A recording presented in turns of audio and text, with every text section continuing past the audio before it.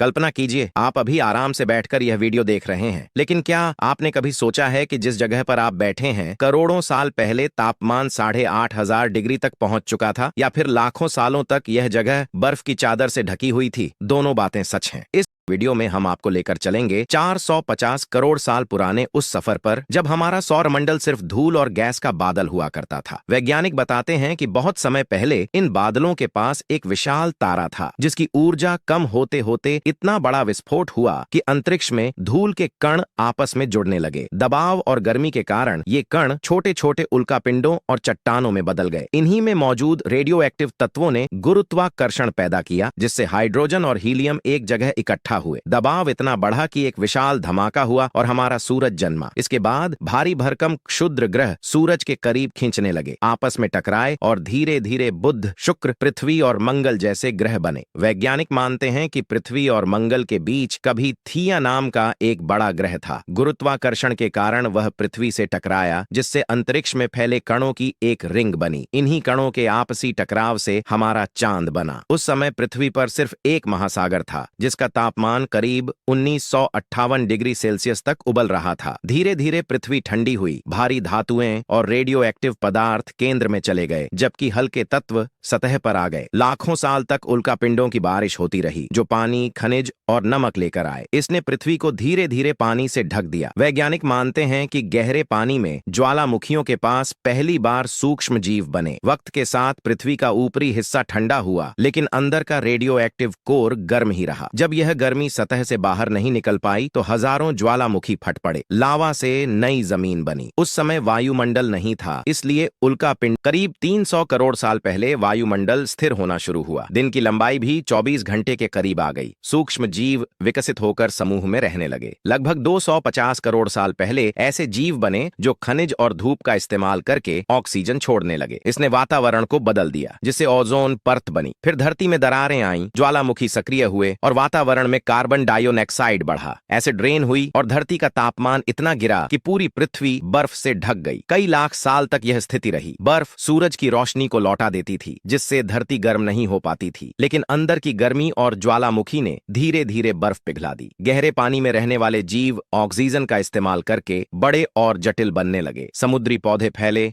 Oxygen बढ़ी और ozone परत मोटी हुई। लगभग 47 करोड़ साल पहले पहली बार जमीन पर पौधे उगे। पेड़ 80 से 100 फीट तक लंबे हो गए। समुद्री जीव जमीन पर आए और धीरे धीरे डायनासोर जैसे बड़े जीव बने। 20 करोड़ साल पहले सारे महाद्वीप पैंजिया नाम की एक बड़ी जमीन में जुड़े हुए थे। फिर यह महाद्वीप टूटने लगा, जिससे समुद्र और जमीन का संपर्क बढ़ा, हरियाली फैली और डायनासोर तेजी से विकसित हुए। करीब 6 करोड़ साल पहले माउंट एवरेस्ट से भी बड़ा एक उल्कापिंड पृथ्वी से टकराया। इसकी ताकत 10 करोड़ परमाणु बमों जैसी थी। धरती अंधेरे में डूब गई, धूल और जहरीली गैसें फैल गईं, से पेड़ और जानवर मर गए। डायनासोर विलुप्त हो गए। हमारे पूर्वज उस समय जमीन के अंदर रहते थे, इसलिए बच गए। लाखों साल बाद जब बर्फ पिघली तो अफ्रीका के जंगलों में बंदर जैसे जीव विकसित हुए। जंगल सूखने लगे, जिससे वे 4 पैरों की बजाय पैरों पर खड़े होकर चलने लगे। यही हमारे पूर्वज थे, जिन्होंने शिकार सीखा, औजार बनाए, भाषा, संस्कृति और परिवार विकसित किए। धीरे धीरे हम इंसान बने